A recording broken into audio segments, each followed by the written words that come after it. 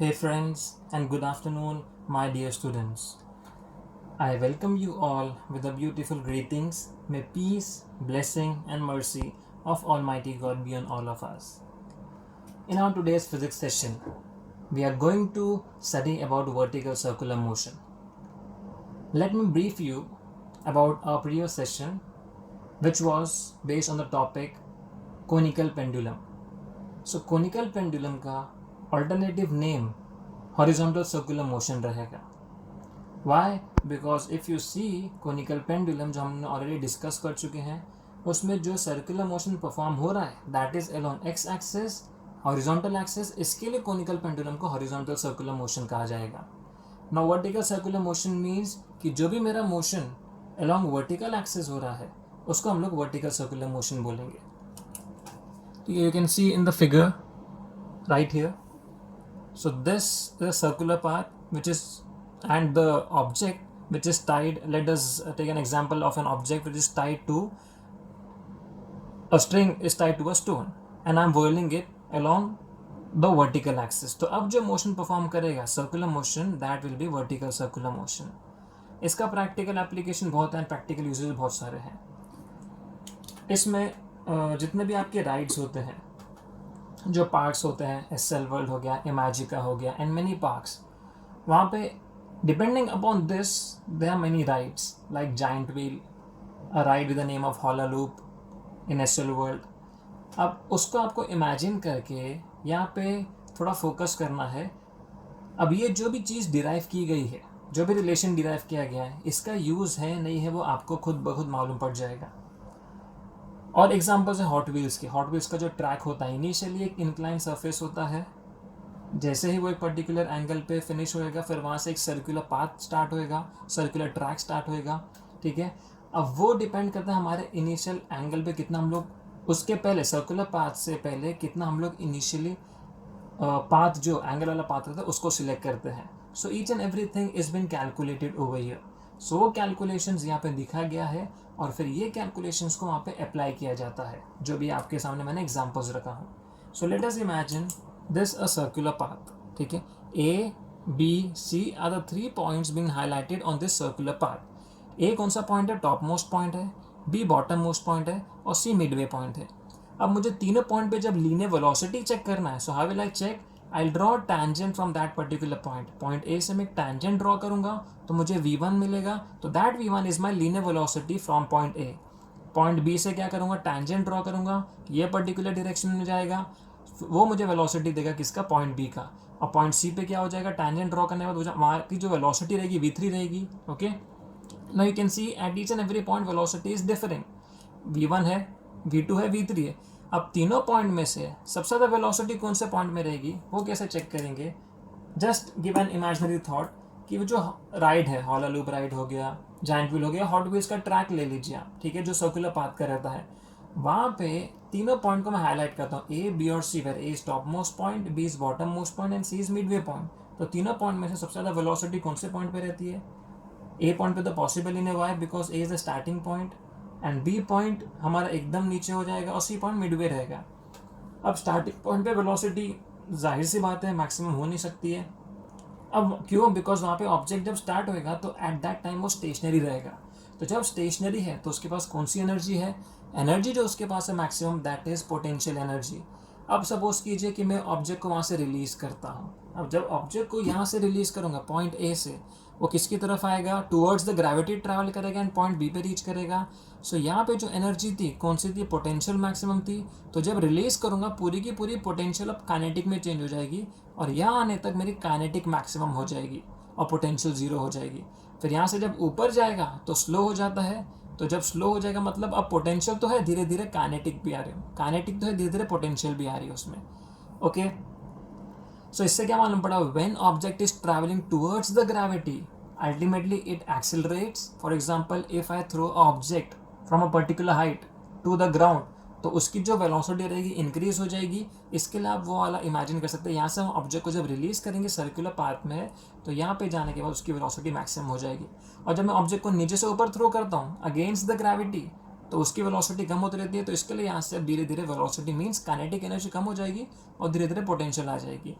तो A point पे you can imagine as that is a start point, तो starting part में आपकी पोटेंशियल मैक्सिमम है, काइनेटिक जीरो है, और पॉइंट बी पे काइनेटिक मैक्सिमम है, पोटेंशियल जीरो है, एंड पॉइंट सी पे दोनों थोड़ी थोड़ी काइनेटिक भी है एज वेल एज पोटेंशियल भी है।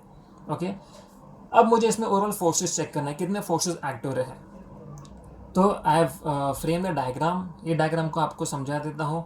अब फोर्सेस के बारे में बताने से पहले लेट अस इमेजिन कि एक ट्रैक है या आपके पास एक स्ट्रिंग है, स्ट्रिंग के एक एंड जो फ्री एंड है उस पर आपने स्टोन टाई किया है। तो जब आप स्टोन टाई करोगे तो एक तो ग्रेविटेशनल फोर्स तो एक्सर्ट होगा उस पर, और वो स्टोन टाई करने के बाद स्ट्रिंग पे भी एक दबाव आ जाएगा, स्ट्रिंग पे भी एक एक्सटर्नल फोर्स एक्ट होएगा जो वेट टाई करने के बाद हो रहा है। वो जो फोर्स रहेगा जो स्ट्रिंग पे डेवलप होता है उसको हम लोग टेंशनल फोर्स बोलेंगे। ओके, सो एक हो गया ग्रेविटेशनल फोर्स जिसको mg बोलेंगे, ठीक है, weight of the Bob, first force. Second force is my tensional force, और उसके साथ साथ और एक फोर्स रहेगा, कौन सा, अब मैं ऑब्जेक्ट को छोड़ नहीं दिया हूँ टाई करने के बाद, what I am doing, I am whirling the object, that mean उसको मैं एक मोशन परफॉर्म दे रहा हूँ, and that motion is along the circular path. Okay, so circular path में, दैट इज सर्कुलर मोशन में कौन सा फोर्स आ जाता है, सेंट्रीपिटल फोर्स आ जाता है, ठीक है, जिसका फॉर्मूला होता है mv²/r। सो ये तीनों फोर्सेज हैं। अब मैंने डायग्रामेटिकली सब फोर्सेस का डायरेक्शन बताया हूँ, ठीक है। अब टेंशन फोर्स क्या होता है, टेंशन फोर्स हमेशा जो पॉइंट है उसके ऑपोजिट एक्ट करेगा, मतलब ये पॉइंट ए है तो ए के ऑपोजिट जो एक्ट करेगा वो हमारा टेंशनल फोर्स रहेगा T1, पॉइंट ए की बात कर रहा हूँ। अब जब पॉइंट बी की बात करूँ, मतलब जब ऑब्जेक्ट यहाँ से यहाँ पे आएगा तो भी टेंशन फोर्स उस पर एक्ट करेगा, तो जब पॉइंट बी यहाँ पे है, बॉटम पे है, तो उसके ऑपोजिट में एक्ट करेगा टेंशन, तो टेंशन T2 एक्ट करेगा पॉइंट बी के हिसाब से। अब जब पॉइंट सी की बात करता हूँ, पॉइंट सी पे you can C tension T1 and T2 दोनों पॉइंट सी पे आके कैंसल आउट करते हैं, इसके लिए सी पे टेंशन हमारा कुछ भी नहीं है। इसके लिए जब यहाँ पे आप चीज़ ऑब्जेक्ट को रिलीज करोगे ना तो स्लैंग हो जाएगा, उस पर ना टेंशन एक्ट नहीं करेगा। Okay, why, because both the tension are cancelling out each other. अब इसका पाथ जो है सी के हिसाब से जो पाथ कवर करा that is my radius r, ए के हिसाब से r, सेंटर पॉइंट के हिसाब से, एंड बी के हिसाब से भी r। Now if I need to check the distance between from A to B तो क्या हो जाएगा, r+r हो जाएगा, जिसको हम लोग 2r बोलेंगे। Now let us come to our tension part। इसमें मुझे टेंशन का इक्वेशन फ्रेम करना है। So tension eight highest point A, tension eight highest point A कैसे चेक करेंगे, अब जो ए पॉइंट की बात हो रही है means now you need to imagine कि आपका जो ऑब्जेक्ट है ऑलरेडी सर्कुलर पाथ में मूव हो रहा है, तो उसके हिसाब से जो टेंशन एक्ट करेगा पॉइंट ए पे कितना एक्ट करेगा। तो इसके लिए मैं डायरेक्शन देखूंगा, कैन आई से टेंशन T1 एंड mg का डायरेक्शन एक ही डायरेक्शन में है, टेंशन T1 भी नीचे की तरफ है, mg भी नीचे की तरफ है, सो दोनों में साइन कौन से, as they both have same direction, so the equation will become T1 plus mg equals to mv1/r।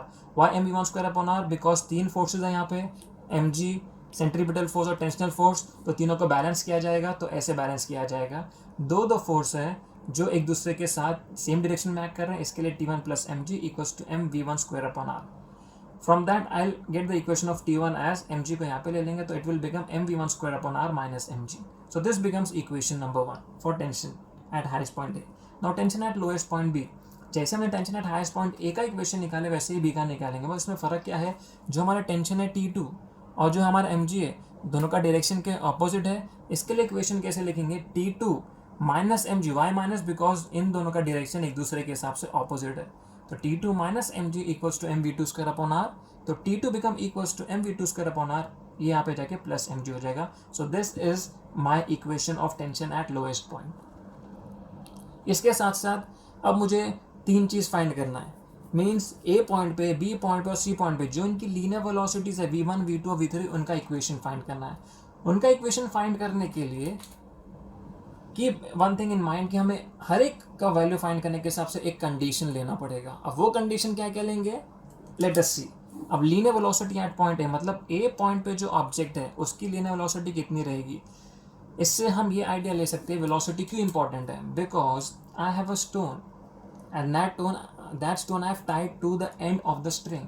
अब स्टोन मेरे पास बहुत सारे हैं, मैं कौन सा स्टोन टाई करूँगा, हैवी वाला भी है एक लाइट वाला भी है, तो depending upon the strength of the string वैसे स्टोन टाई करूँगा, बिकॉज अगर स्टोन एकदम हैवी टाई किया मैंने और स्ट्रिंग पे उतना बेरेबल फोर्स स्ट्रिंग के पास नहीं है to sustain that particular weight, so क्या हो जाएगा, वर्ल करते करते घुमाते घुमाते चांसेस हो सकता है कि वो टूट भी सकती है, हमारे स्ट्रिंग ब्रेक हो सकती है।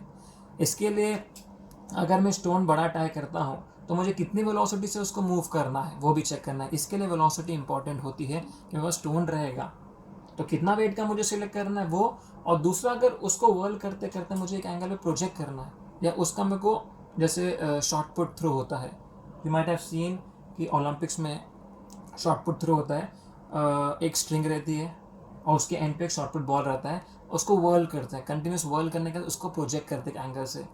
अब वो प्रोजेक्ट करने के बाद कितना ट्रैवल करेगा वो आपका वेलोसिटी बताएगा। तो इसके लिए हम लोग तीनों पॉइंट पे वेलोसिटी चेक कर रहे हैं। Okay, I will be sharing you with some good images, तो उससे आपको आइडिया क्लियर हो जाएगा। अब ए पॉइंट पे वेलोसिटी फाइंड करने के लिए हम लोग कंडीशन क्या लेंगे, let us suppose T1 to be as 0। Why? Because as A is my starting point, तो हम लोग वहाँ पे सपोज करें कि T1 वहाँ पे 0, that is tension at that particular point is 0। Okay, अब इस ये T1 की वैल्यू इक्वेशन में डालूंगा, इक्वेशन 1 में, तो क्या मिलेगा मेरे को, ये तो 0 हो गया, तो इक्वेशन क्या बन जाएगा, 0 equals to mv1 square upon r minus mg। ठीक है, तो mg को ये तरफ ले लूँगा तो क्या बन जाएगा, mv1 square upon r equals to mg, mm gets cancel, तो v1 becomes v1 square upon r equals to g, तो v1 स्क्वायर बिकम्स rg, तो v1 मिल गया under root rg। So this is my desired equation of my velocity at highest point A. अब at lowest point B, linear velocity at point B. अब जब B की बात करूंगा means पूरा प्रोसीजर फॉलो करूंगा। अब ए का तो हो गया, अब ए से लेके बी तक पूरा प्रोसीजर फॉलो किया जाएगा। सो यू कैन सी ए पे जब इनिशियली था तो एज आई टोल्ड, यहाँ पे जब ऑब्जेक्ट था तो रेस्ट पे था, तो उसके पास एनर्जी कौन सी थी, मैक्सिमम पोटेंशियल थी, काइनेटिक एकदम मिनिमम थी। जैसे मैंने रिलीज करा तो पोटेंशियल एकदम कम हो गई, काइनेटिक एकदम बढ़ गई, ये पॉइंट पे आके काइनेटिक मैक्सिमम हो गई और पोटेंशियल 0 हो गई। Okay, that means from A to B, can I say potential is decreasing and kinetic is increasing? So we'll be framing the equation of law of depending upon law of conservation of energy. What does law of conservation of energy means? कि energy जितनी पहले है उतनी बाद में भी होना चाहिए। इसका मतलब जो भी एनर्जी थी जो डिक्रीज हो रही है, कौन सी, potential, that is decrease in potential will be equals to increase in kinetic. अब डिक्रीज इन पोटेंशियल एनर्जी कैसे चेक करेंगे, उसका जैसे पोटेंशियल का फॉर्मूला क्या होता है, mgh होता है। अब ये h की हमारी हाइट है, यहाँ पे तो हाइट नहीं है, यहाँ पे मेरा पार्टिकल जो घूम रहा है अलॉन्ग द रेडियस घूम रहा है, इसके लिए मैं r प्लस r लूँगा, that will give me 2r, तो h की जगह 2r आ जाएगा। तो मुझे डिक्रीज इन पोटेंशियल एनर्जी कितनी मिलेगी, 2mgr मिलेगी।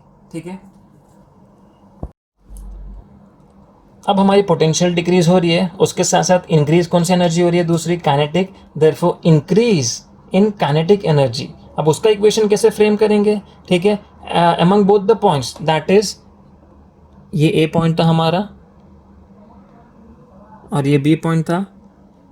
ठीक है, तो अभी यहाँ पे ए और बी के बीच में सबसे ज़्यादा काइनेटिक किधर है, बी पॉइंट पे सबसे ज़्यादा काइनेटिक है, इसके हम लोग बी का पॉजिटिव लेंगे। तो ये जो एनर्जी है half M V two square, वो पॉइंट बी की काइनेटिक एनर्जी है, इसके लिए उसको पॉजिटिव लिया गया है। और दूसरी जो है half M V one square, वो कौन सी है, पॉइंट ए की है, जो नेगेटिव। वाई नेगेटिव, बिकॉज जब वो ग्रेविटी के टुवर्ड्स आएगा तो एनर्जी पॉजिटिव रहेगी, और ग्रेविटी के अगेंस्ट जाएगा तो अल्टीमेटली वो केस में एनर्जी डिक्रीज हो रही काइनेटिक, इसके लिए उसको माइनस लिया गया है। Okay, so half M V two square becomes energy, kinetic energy at point B, and half M V one square becomes kinetic energy at point A, और उनको हम लोग डिफरेंस करेंगे।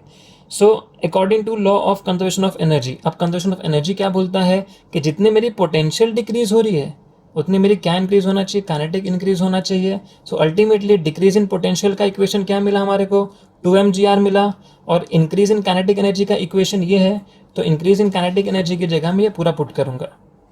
Okay, then after this there is simple maths. I'll be solving further and simplifying this as much as I can. So 2mgr equals to half m v2 square minus half m v1 square की जगह v1 का value हमने निकाल चुके हैं, what is that, under root R G, तो यहाँ substitute करेंगे। सो ये भी 1 की वैल्यू हो गई अंडर रूट आर जी, और स्क्वायर जो है वो अल्टीमेटली यहाँ पे कैरी फॉरवर्ड हो रहा है। ठीक है, अब इसमें रूट और स्क्वायर कैंसिल हो जाएंगे।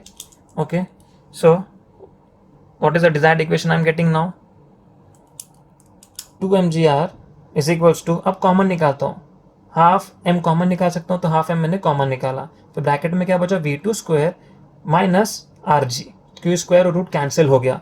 After that what will I do, I will multiply this 2 over here, so 2 2 क्या हो जाएगा, 4 हो जाएगा, तो 4gr equals to v2 square minus R G, So by this equation I can find V2 as, so V2 becomes V2 square equals to 4gr plus gr, तो 4gr plus gr 5gr हो जाएगा, तो V2 square becomes 5gr and V2 becomes under root of 5gr.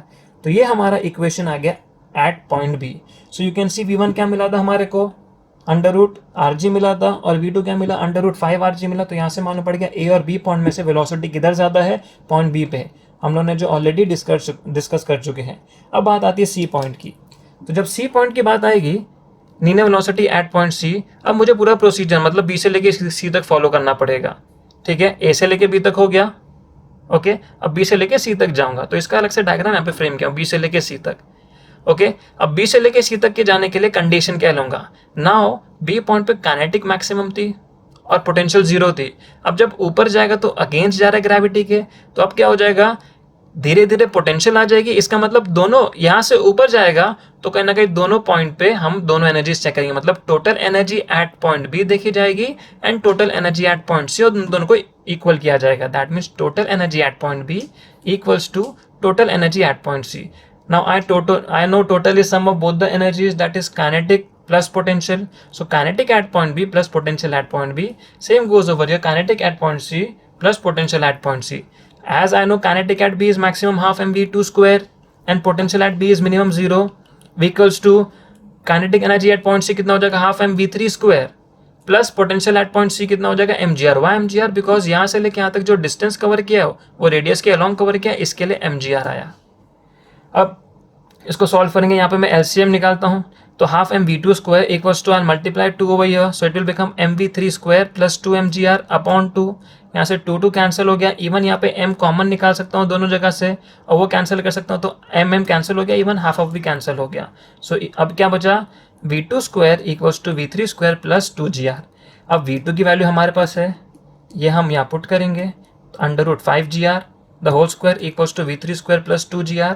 तो यहाँ से V3 square क्या मिलेगा, 5gr, root of square cancel हो गया, तो 5gr minus 2gr. After that V3 square becomes 3gr, so V3 becomes under root 3gr. तो this is the linear velocity at point C and this is the linear velocity at point B. और linear velocity at point A is under root gr.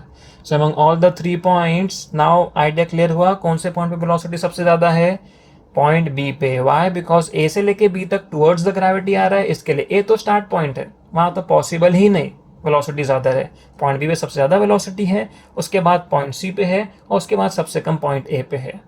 I hope you all understood this derivation. अभी ये एक ही part cover हुआ है, इसके और 3 parts, नहीं 2 parts we have covered and more 2 parts are remaining. 2 part में क्या कवर किया आज हम लोग टेंशन का इक्वेशंस कवर किया है, एज वेल एज हम लोग ने लीनियर वेलोसिटीज फाइंड की है. अब मुझे हर पॉइंट पे एनर्जी फाइंड करना है, मतलब ए पे कितनी एनर्जी है, टोटल एनर्जी, बी पे टोटल एनर्जी कितनी है, सी पे टोटल एनर्जी कितनी है. उसके साथ साथ मुझे टेंशन का डिफरेंस फाइंड करना है कि दोनों पॉइंट पे जो टेंशन एक्ट हो रहा है उनका जब डिफरेंस देखा जाएगा वो किसको इक्वल होएगा. Okay, I hope you all understood. Take care everyone, good bye.